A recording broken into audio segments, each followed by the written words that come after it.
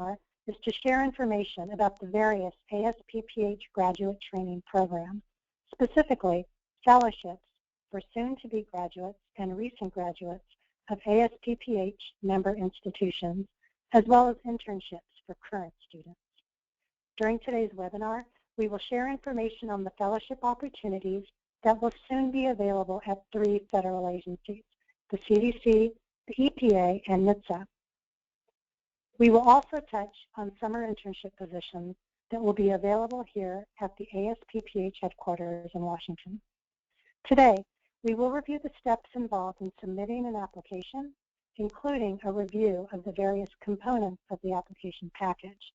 In addition, we are fortunate to have 2 current fellows here to talk about their own experiences.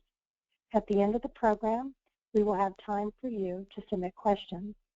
I'll now introduce today's speakers. Today I'm joined by Ms. Dorothy Biberman, ASPPH Program Manager, Ms. Sarah Murtaza, ASPPH Program Manager, Ms. Ganet Becerra, current ASPPH CDC Public Health Fellow, and Ms. Kristen Mazenko, current ASPPH NHTSA Public Health Fellow.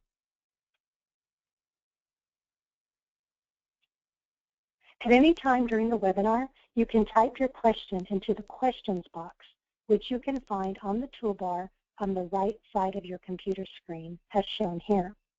We will attempt to address general questions within the prepared material for the webinar and specific questions during the question and answer section after the presentation. Now we begin.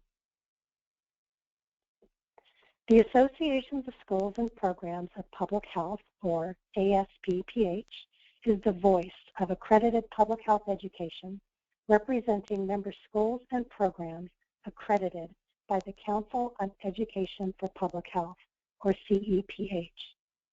CEPH, an independent agency recognized by the U.S. Department of Education, accredits schools of public health and public health programs to assure that the school or program has been evaluated and has met accepted standards established by and with the public health profession. ASPPH is the membership organization for these prestigious academic institutions. ASPPH is pleased to partner with several federal agencies to offer public health training opportunities for students and graduates of our member schools and programs. To provide information about the various ASPPH graduate training programs, eligibility requirements, and benefits of the program, I'll now turn the presentation over to my colleague, Dorothy Biberman, ASPPH Fellowship Program Manager. Dorothy? Thank you, Monica. ASPPH graduate training programs include 2 types of programs, internships and fellowships. Internships are short-term training assignments, usually 10 to 12 weeks long, and are open to students currently enrolled in an ASPPH member CEPH accredited school or program of public health. Fellowships are long-term training assignments, typically 1 to 2 years, and in some cases 3 years. Fellowships are open to recent graduates, defined as students who will have received a master's or doctorate degree by the start of the fellowship, or students who have graduated within the previous 5 years of the start date of the fellowship. During this presentation, we will focus on ASPPH fellowship opportunities that will begin in late summer and fall of 2016 and internship positions for summer of 2016.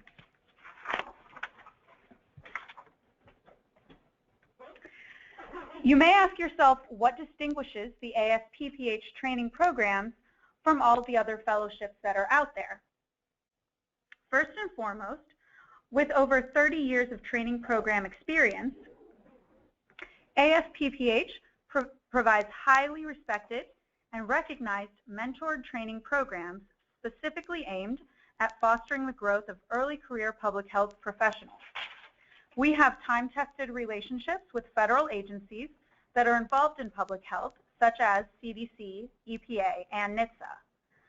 The performance of our fellows speaks for itself, as many of our program participants go on to become full-time employees or contractors at their host agencies. In addition, ASPPH firmly believes that a successful experience is based on having a well-constructed plan. As such, all training program participants are trained on how to develop a plan for their project based on a system of strong goals and SMART objectives. That is, objectives that are specific, measurable, achievable, relevant, and time-bound. Lastly, as an ASPPH fellow or intern, you become part of a network of over 2,200 ASPPH fellowship and internship alumni who are public health leaders in private, nonprofit, academic, and government organizations. Wherever you are in your career, you can always contact ASPPH and ASPPH fellow and intern alumni for networking, advice, and support.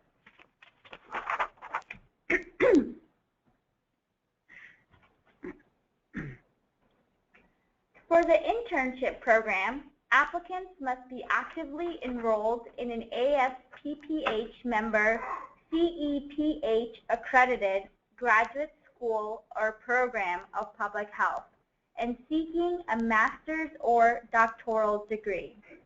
To be eligible for the ASPPH fellowship programs, applicants must have received a master's or doctorate degree from an ASPPH member institution.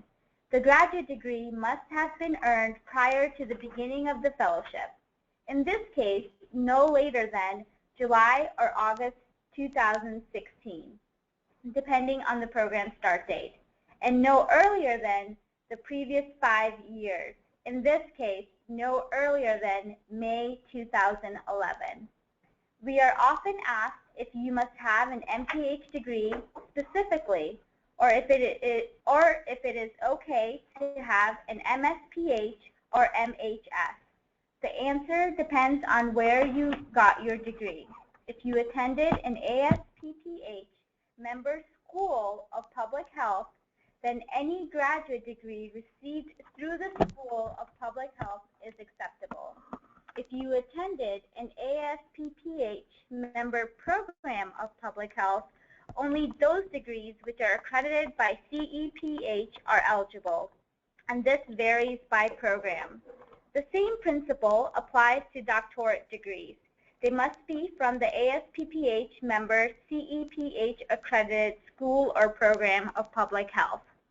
All applicants for the fellowships must also be U.S. citizens or holding visas permitting permanent residence in the United States. That is, to have a green card to be eligible. Currently, applicants for internships must also be U.S. citizens or permanent residents, but non-U.S. citizens may be eligible in the future. ASPPH is currently seeking options to expand our internship eligibility to include foreign nationals. For international students who are on today's webcast, although we do not have a comprehensive listing of programs open to non-U.S. citizens, we suggest you check with your school's Career Services Office as well as the ASPPH website to find opportunities for which you might be eligible.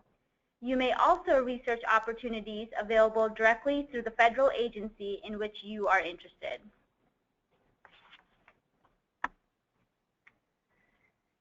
Internship assignments are 10 to 12 weeks, usually during the summer between first and second years of a master's program. However, interns may also participate during the summer immediately following when they receive their degree. Doctoral students are also eligible. Interns receive a competitive training stipend to help offset the cost of living expenses during the assignment period. Each intern is required to establish goals and objectives that they will accomplish during their placement. These goals and objectives are established in collaboration with the ASPPH mentor and are reported to ASPPH at the beginning of the internship. Interns then report to ASPPH and their mentors on their progress in accomplishing their plan throughout the assignment period. At the end of the assignment, each intern is required to submit a final summary report. All current internship opportunities will be based at ASPPH headquarters in Washington, D.C. Fellowship assignments are 12-month placements. Some ASPPH programs offer extensions for up to 3 years based on satisfactory performance and funding availability. Fellows receive a competitive training stipend and allowance for expenses such as health insurance. The stipend and allowance vary by program and fellowship location. Each fellow is required to establish goals and objectives that they will accomplish during their placement. These goals and objectives are established in collaboration with host agency mentors and are reported to ASPPH at the beginning of the fellowship. Fellows then report to ASPPH and their mentors on their progress in accomplishing their plan throughout the assignment period. At the end of the assignment, each fellow is required to submit a final report and assessment. Specific fellowship opportunities will be discussed in just a moment, but for now, the best person to describe a program is somebody who is already in it. As such, we are pleased that Ms. Gannett Becerra can be with us today. Gannett is an ASPPH CDC Public Health Fellow based in Atlanta, Georgia, and she is in her 3rd year. Gannett. Hello, everyone. I am a fellow in the Division of Reproductive Health in the Office of the Director. In this position, I have the opportunity not only to be involved in projects out of the Office of the Director of the Division of Reproductive Health, but also I learn about and participate in projects and work with staff from across the division. Additionally, the projects that I have been involved with have really strengthened my skills as a public health researcher and have contributed to my overall development as a public health professional. Today, I just wanted to provide an overview of some of the projects that I have had the opportunity to be involved with since beginning my fellowship, my ASPPH fellowship. So one of the major activities that I'm involved with is conducting secondary data analyses to contribute to the production of summary reports and manuscripts for presentation and publication.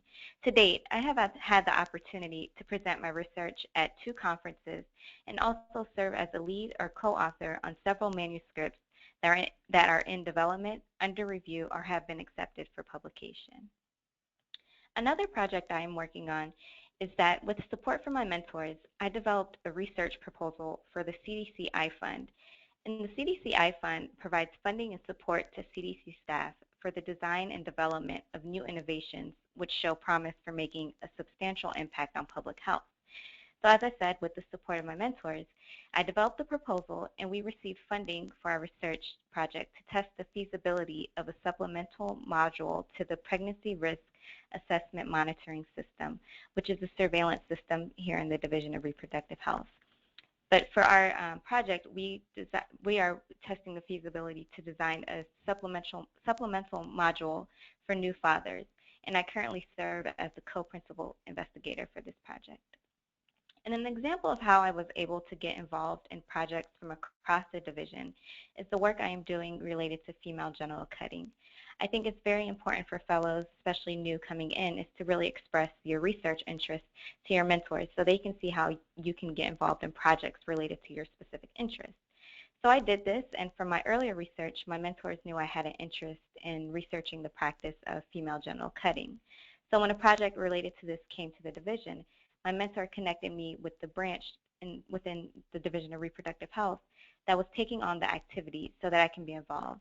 And currently I assist with designing, implementing, and conducting activities and research related to female genital cutting in the U.S. that our division is doing. And I was able to serve as a co-author on a forthcoming report. Another major activity of the division that I have been able to be involved with as well is each month the CDC Vital Signs program releases a call to action about an important public health topic based on the latest available surveillance data. So the CDC Vital Signs Monthly Report includes an MMWR early release article, a graphic fact sheet and website, a media release, town hall, and social media tools. The Division of Reproductive Health is responsible for the annual Vital Signs on Teen Pregnancy. So I have had the opportunity to be involved in this effort since I came to the division. And in 2014, I led the revision of the fact sheet, and in 2015, I co-authored the MMWR article. And this is really an exciting project to be involved with because we get a lot of different media attention and interest from the public and partners, and it has really been a great experience to see a project that I've worked on reach the public and to see it covered in the media. And then I am also involved in a couple of other activities really focused on getting the work of the division out to the public. Specifically, I'm working on coordinating the effort to update a monograph that is called From Data to Action, CDC's Public Health Surveillance for Women, Infants, and Children, to reflect updated surveillance systems and data systems and activities related to the health of women and children.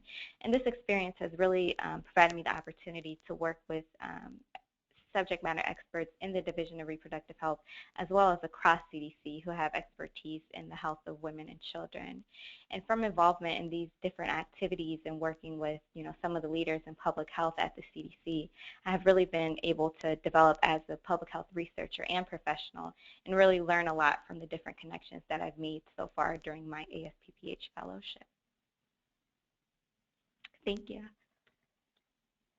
Great. Thank you so much, Gannett, and we appreciate you sharing your own experience as an ASPPH Fellow. We're now going to talk about the fellowship opportunities that are currently available. We are scheduled to announce opportunities, or have recently announced opportunities, with 3 of our programs this month in December. But please note, these dates could change slightly based on final agency approval. Last Friday, on January 4th, we announced December 4th, ASPPH announced the ASPPH CDC Public Health Fellowship Program opportunities for 2016. The application is currently available, and you can visit it at the ASPPH website, which we will show a little more in a bit. But keep in mind that the deadline is January 21st. And tomorrow, Friday, December 11th, we will be announcing opportunities with 2 of our fellowship programs, the ASPPH CDC Allan Rosenfield Global Health Fellowship Program, as well as the ASPPH EPA Environmental Health Fellowship Program. The deadline for the Rosenfield Global Health Fellowship is January 28th, and the deadline for the EPA Environmental Health Fellowship is February 4th. So during the winter break, this is a good opportunity for you to spend some time writing up your application materials. And I do suggest, before you leave for break, to contact those people who you think would serve as recommenders or provide your letters of recommendation. Contact them before the holidays so that they have ample time to write the letters for you. And lastly, the ASPPH NHTSA Public Health Fellowship Program will be announcing opportunities on January 15th. The deadline for that program will be March 10th.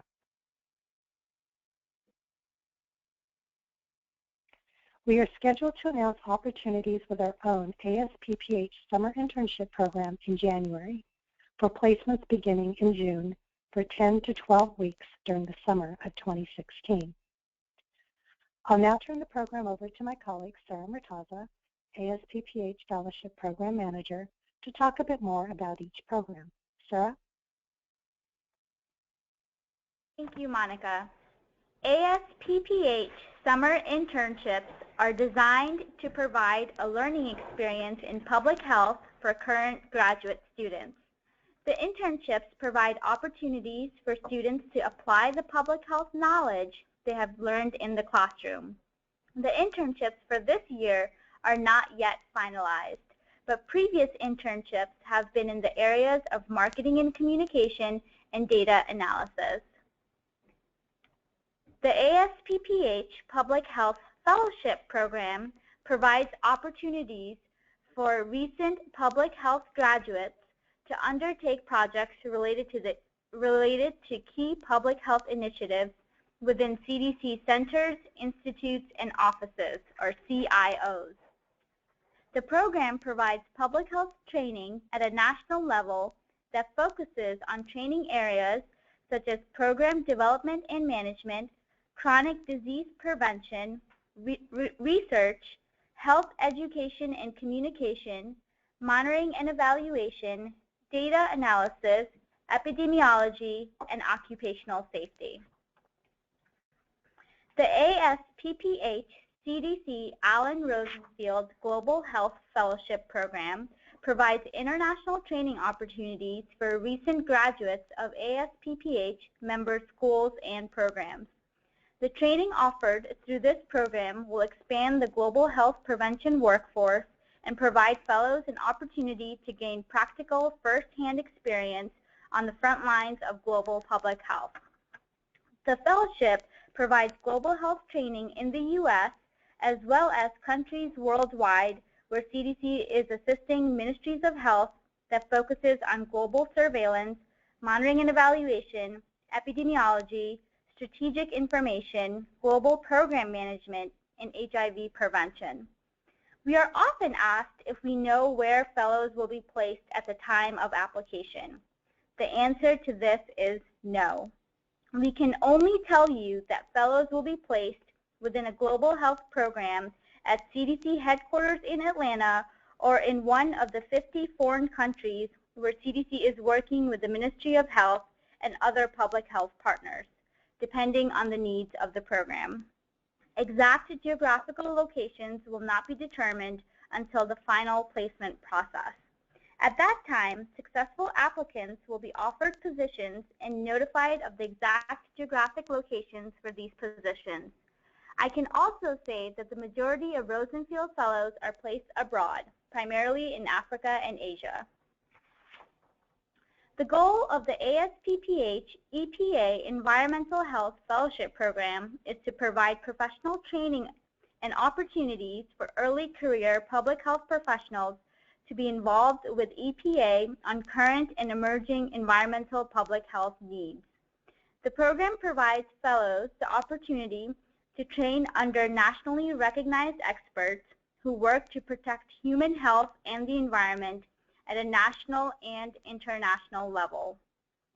The program focuses on climate change, sustainable communities, drinking water and public health, children's environmental health, air quality, and environmental justice. The goal of the ASPPH NHTSA Public Health Fellowship Program provides opportunities for fellows to apply their public health knowledge on projects that address the preventable public health problems of motor vehicle injuries, deaths, and disabilities, and seek to improve traffic safety. Information regarding ASPPH fellowships and internships is available through your career service offices or your student liaison office at your school or program. You may also easily access information online, including all application deadlines and detailed application instructions. Just go to the main page of the ASPPH website and click on the link for study at the top of the page, and then click Fellowships and Internships. A great way to stay up to date about training opportunities is to subscribe to the ASPPH Friday Letter. We announce all of our fellowship and internship openings through the Friday Letter and sometimes advertise partner opportunities as well. To apply for a fellowship or internship, applicants first need to log into the appropriate website. We will focus here on how to apply for fellowships, but the process is the same to apply for internships and the requirements are very similar. There are 5 main components of the application package. The first is the essay, which should be specific to the position being applied to. The second is the resume, which should be specific to the program being applied to. We also require 2 recommendation letters specific to the program being applied to, submitted in hard copy on letterhead with original signature. Do not submit more than 2 recommendation letters. The official transcript from your school or program of public health is also required in the sealed envelope from your institution. Do not submit transcripts from other schools or degrees. They will not be considered. And we also require the signature page, which is printed after you have completed all of the other sections of your application and submitted in hard copy. If you are not a U.S. citizen, but instead a permanent resident, a copy of your green card must also be submitted with your application. In an effort to make the application process easier for candidates, ASPPH has policies to allow all applicants to submit some of the hard copy documents to ASPPH via email. Letters of recommendation, the signature page, and a copy of the green card may be submitted electronically. Letters of recommendation may only be submitted via email if they are sent to ASPPH directly from the recommender. They may not be emailed by the applicant or any third party. Recommenders should also include the applicant's name in the subject line of the email. For example, recommendation letter for John Smith. Applicants may still submit signed copies of their recommendation letters via regular mail. The signature page may be emailed directly by the applicant. A copy of the front of a green card may also be emailed directly by the applicant. All allowable materials may be emailed to applications@asppph.org in PDF format only. Electronic transcripts will not be accepted under any circumstances. All transcripts must be sent in hard copy in the original sealed envelope from the ASPPH member school or program of public health. Transcripts must be sent by the applicant or by the school. All application materials must be received by the online and hard copy deadlines. You must send the hard copies in time to arrive in our office by the deadline. They cannot be postmarked on the deadline, but actually received on the deadline. All allowable hard copy materials that are emailed must also be received by the hard copy deadline. Late applications will not be considered. In a moment, Dorothy will go over the process for applying for a fellowship. But before that, Ms. Krista Mazenko is here to provide some tips on applying for an ASPPH fellowship.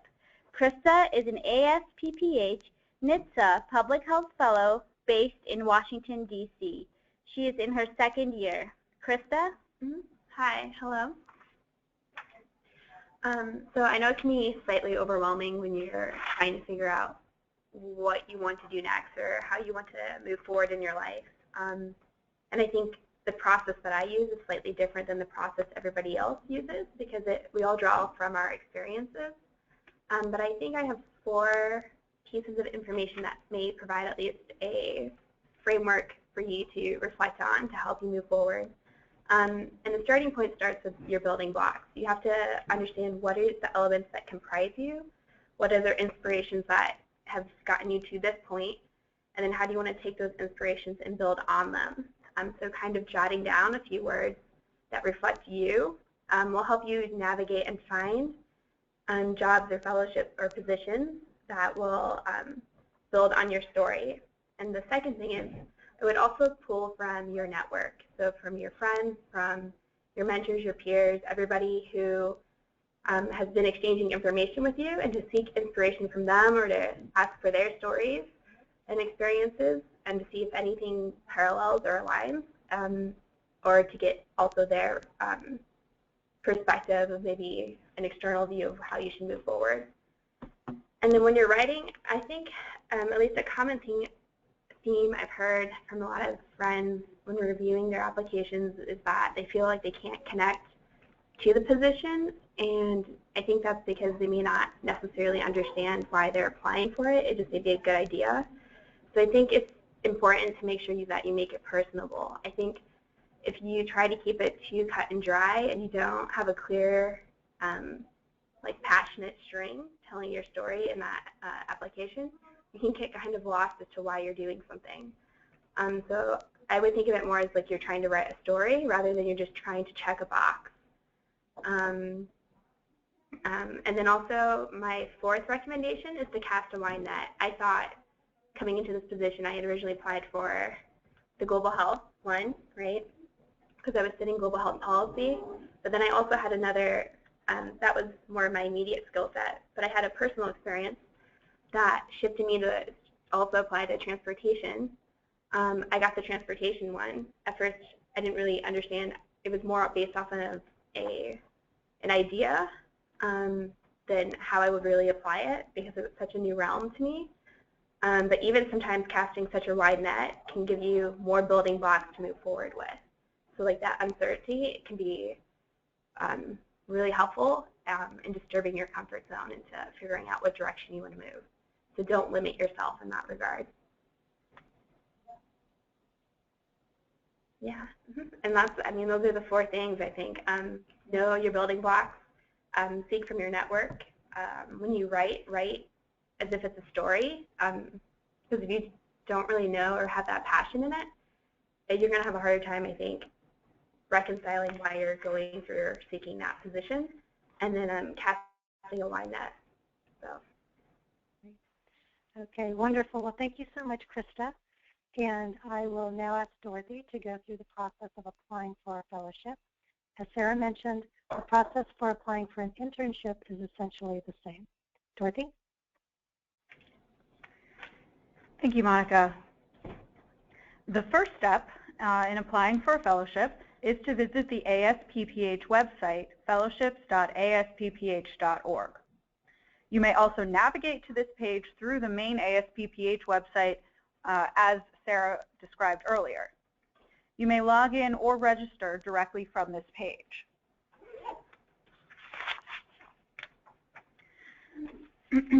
If you click on one of the current fellowship openings, you'll be directed to the web page for that particular fellowship. The body of this web page will have a general description of the fellowship program, as well as links to the descriptions for the positions available under that program. This is not all of the information available for this fellowship program. Click on the Application Instructions button to view the full program announcement. I highly encourage you to read through the full program announcement before you apply, as it includes additional information and details pertinent to the application process. You can begin your application directly from this page by clicking the Apply Now button. And this will bring you to the online application system. If you have not already registered, you will need to do so on this page by clicking on the Register Now button. If you have already registered, you can log in from this page. Once you log in, you will be directed to the My Application page. This page shows you the status of any applications you've started on the right-hand side, provides quick links to your general information pages, which are My Profile, My Education, and My Resume, and lists the 4 steps in completing the application, and it has links to all of the open fellowships. Click the Apply Now button for the fellowship you are interested in to start an application. When you hit the Apply Now button, you will be taken to the first step in the application process, which is where you will upload the essays for the positions you are applying to, indicate whether you have any outstanding courses, and who your 2 references will be. You can apply to a maximum of 3 positions under each fellowship program. You must submit an essay for each position you apply to. We strongly encourage applicants to tailor each essay to the individual position, highlighting relevant experience and skills, and describing interest in that position. However, you may upload the same essay for each position if you choose to. Outstanding courses are any courses which you have not yet completed at the time of your application, for example, if you're in your final semester, and which do not appear on your transcript. It is important to list these courses here because you will need to have your advisor sign off on them. As Sarah mentioned earlier, you may only submit 2 letters of recommendation. The references that you list here are the people you intend to have write those letters.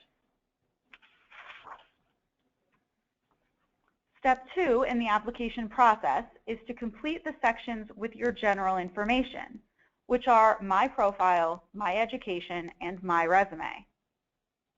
If you are a new registrant, you'll be directed to these pages right after you register. You can also navigate to them at any time from the main page.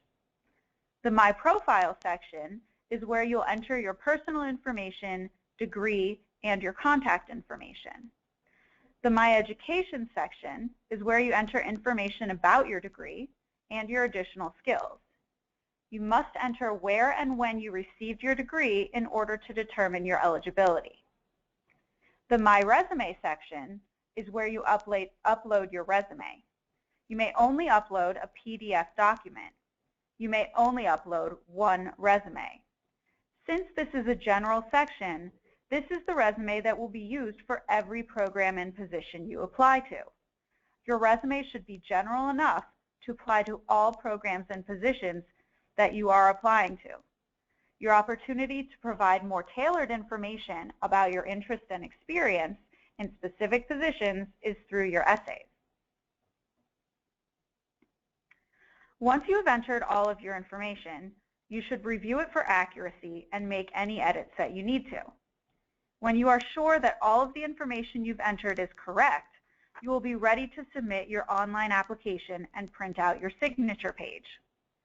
Please note that once you submit your online application, you may withdraw it to make any edits or updates as long as you resubmit it by the application deadline.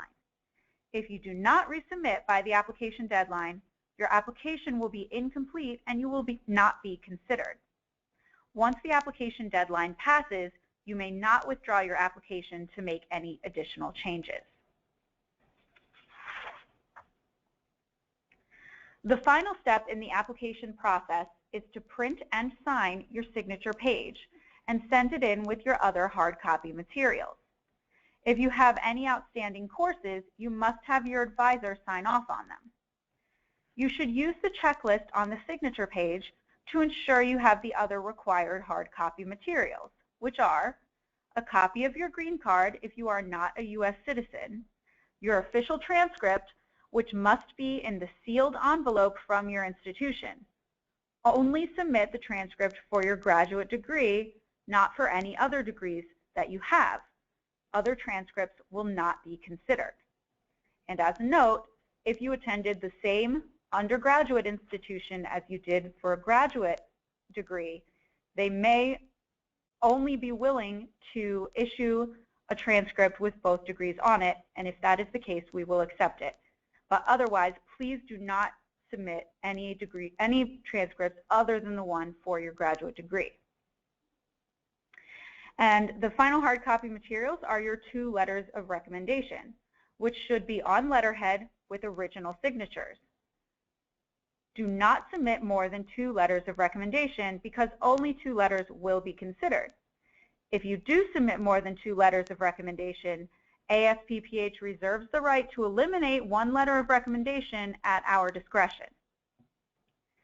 You should submit all of the hard copy materials, again, the signature page, transcript in a sealed envelope, letters of recommendation, and a copy of a green card if applicable, to ASPPH at the address indicated or via email if allowable. We encourage you to use a traceable mailing service to send your hard copy materials, such as UPS, FedEx, or return receipt through the postal system. ASPPH will not be able to verify whether individual applicants' materials have been received before the application deadline because of the large number of applications that we receive. You should keep your proof of when the materials were received by ASPPH until we confirm that we have received everything from you, which will happen within 2 weeks after the application deadline. Hard copy materials must be received by 5 p.m. Eastern Time on the hard copy application deadline. This includes materials sent via email or regular mail. Late applications will not be considered unless the applicant can prove that it was an error on the part of the mailing service. Materials postmarked on the deadline date will not be received on time and will be late. If you experience any obstacles or have any questions throughout the application process, please call or email us in a timely manner so that we may assist you. ASPPH does not offer deadline extensions. I will now turn the presentation back over to Sarah to describe what happens after you submit your application. Thank you, Dorothy.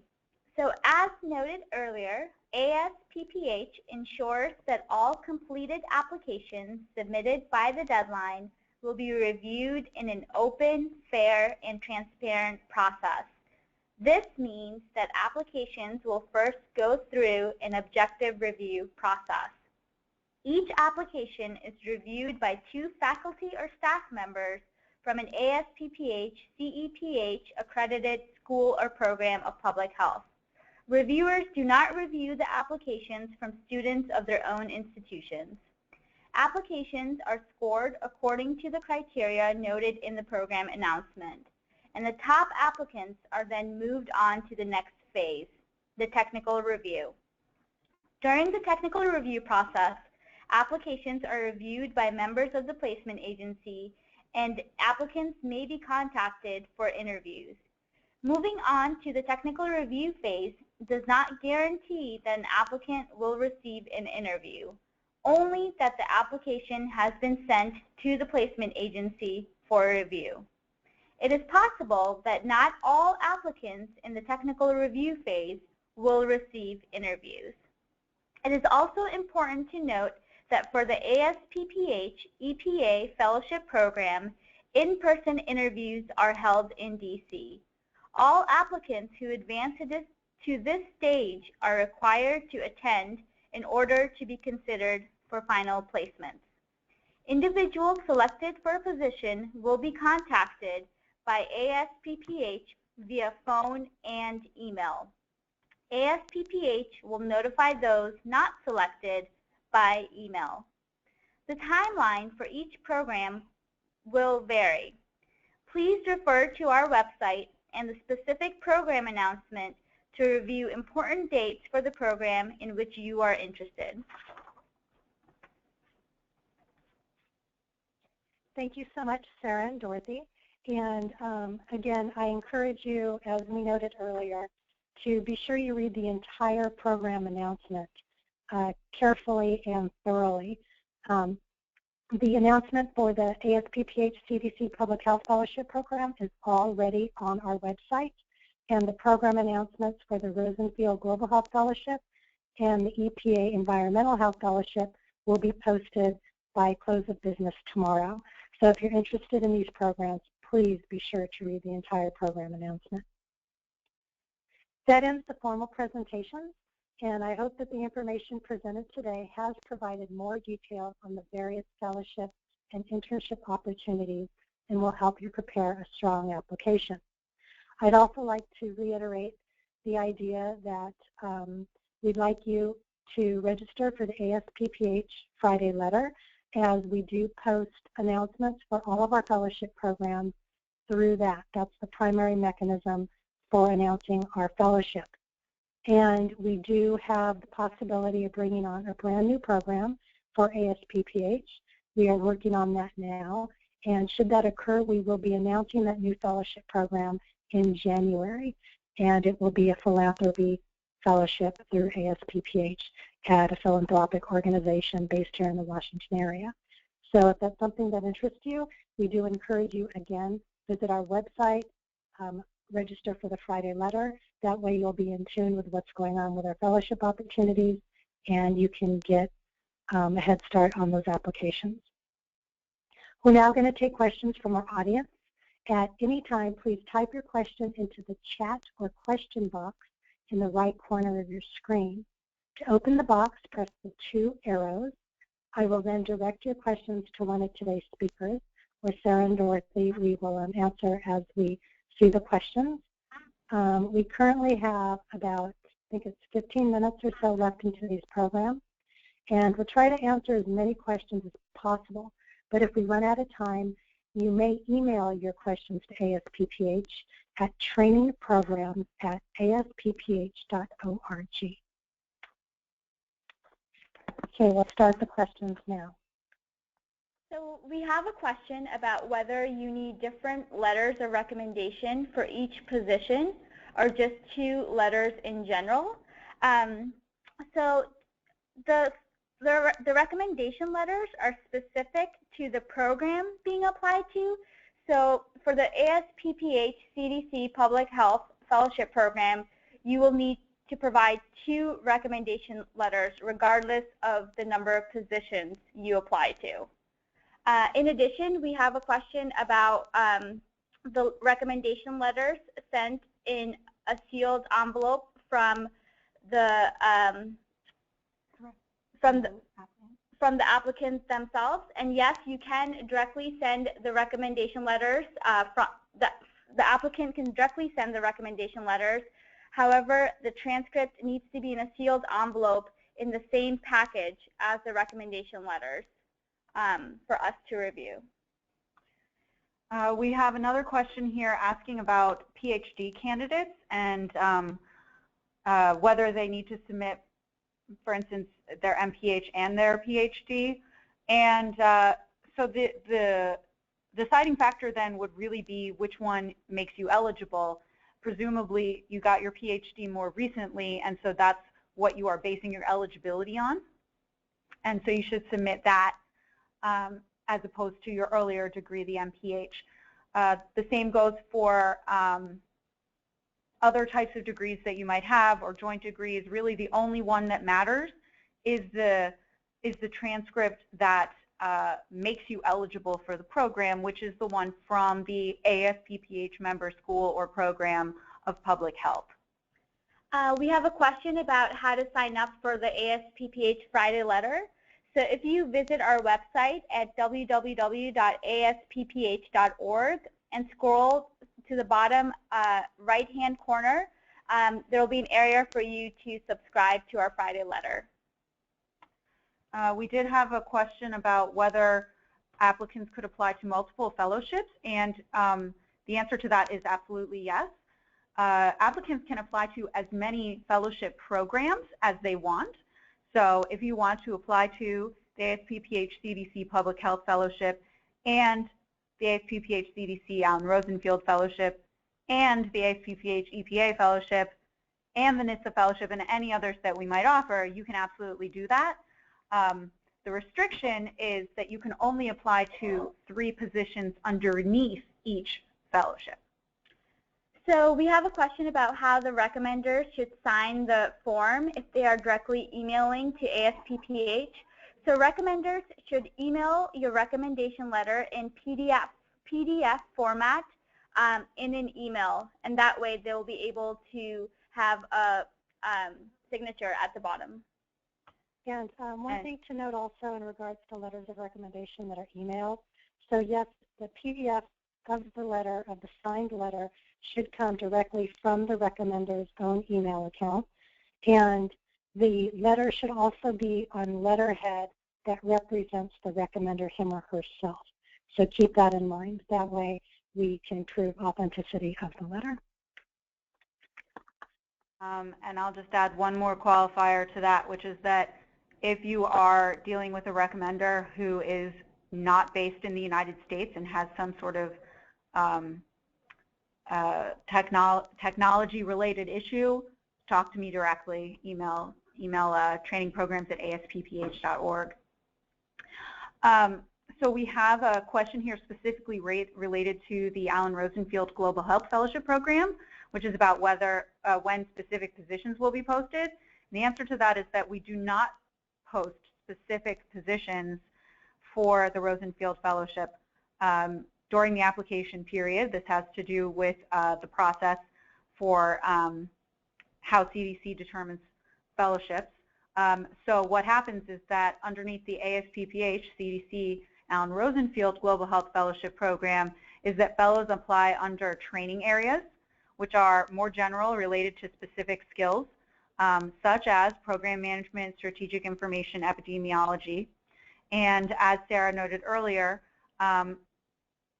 if for applicants who make it into the technical review phase, you then may be contacted for interviews for specific positions. And when ASPPH contacts those applicants that are offered a position, it will be for a specific position, and you will find out that information at that time. Just one thing to add there, that be assured you will have all the information you need at the time of the offer. So, and you will be allowed a little time to make your decision based on the information that's presented to you for that particular position or positions. It has happened that some applicants receive more than one offer. The other thing to note is that, actually, no, I think that covers it. Dorothy, did you have anything else? No, I think that's all for that question. We do have a question about the internship opportunities for the summer of 2016. We expect to announce those on January 15th, but again, subscribe to the Friday letter to receive all of our announcements. And then related to that, there's a question from somebody who is starting their MPH in January, it looks like, and wants to apply to the 2016 summer internship. I'll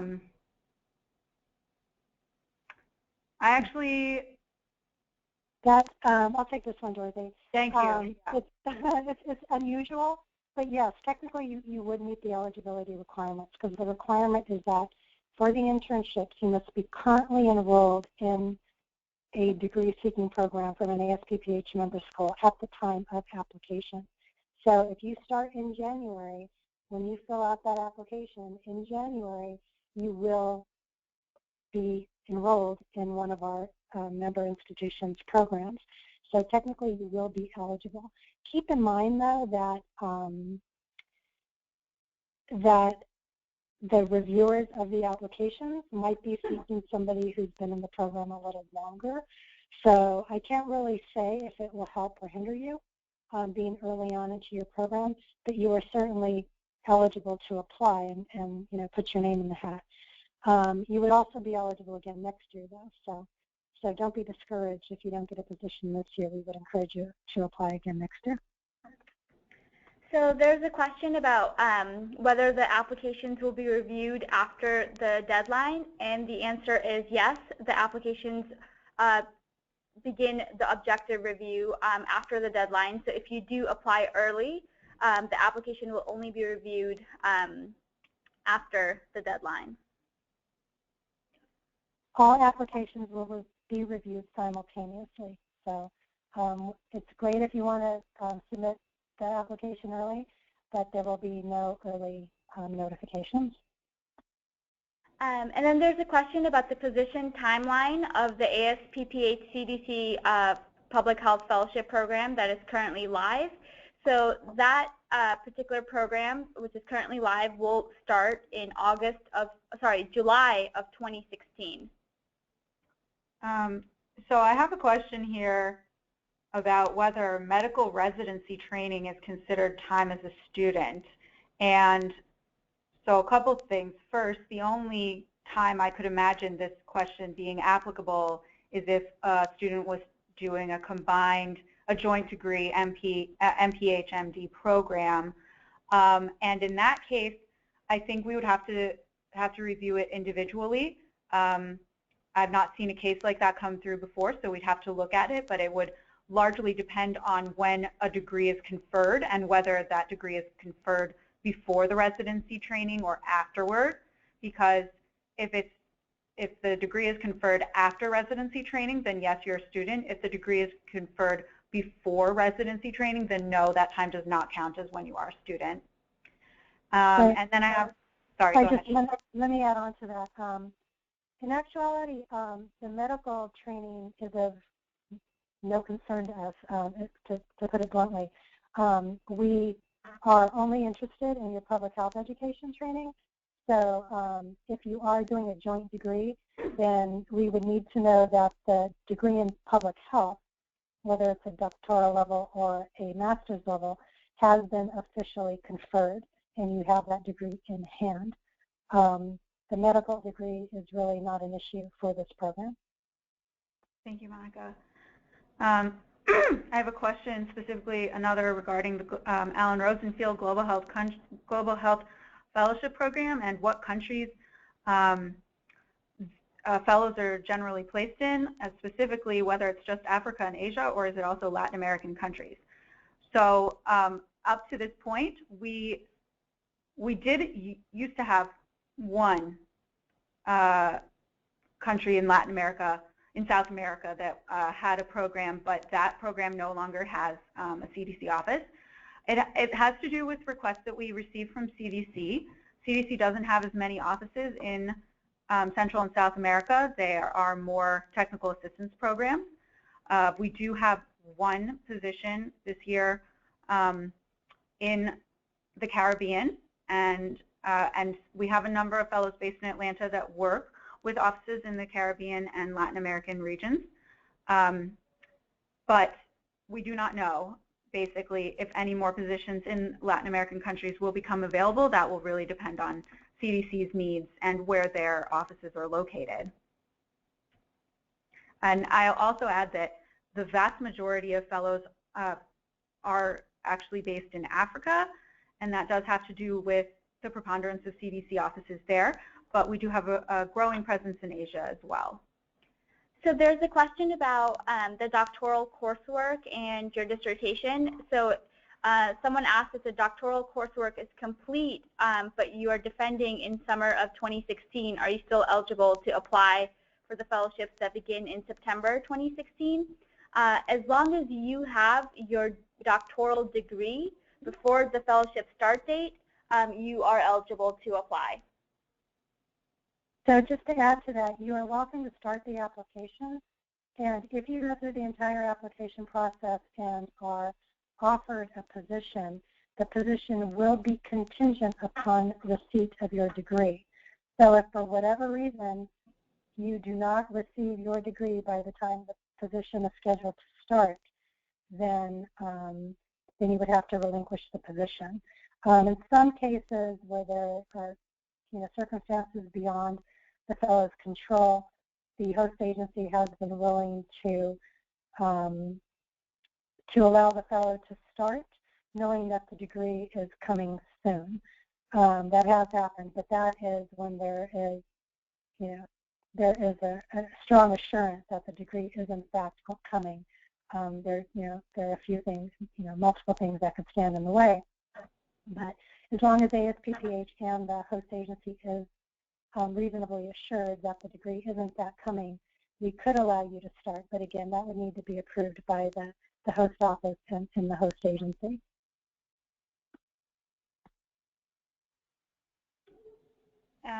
That is all the questions we've received so far. All right. Well, again, everybody is welcome to submit questions via trainingprograms@asppph.org. And we'd like to thank you for taking the time to learn more about the fellowship and internship opportunities that are available with you. We thank you and have a good day and happy holidays, everybody. Bye-bye.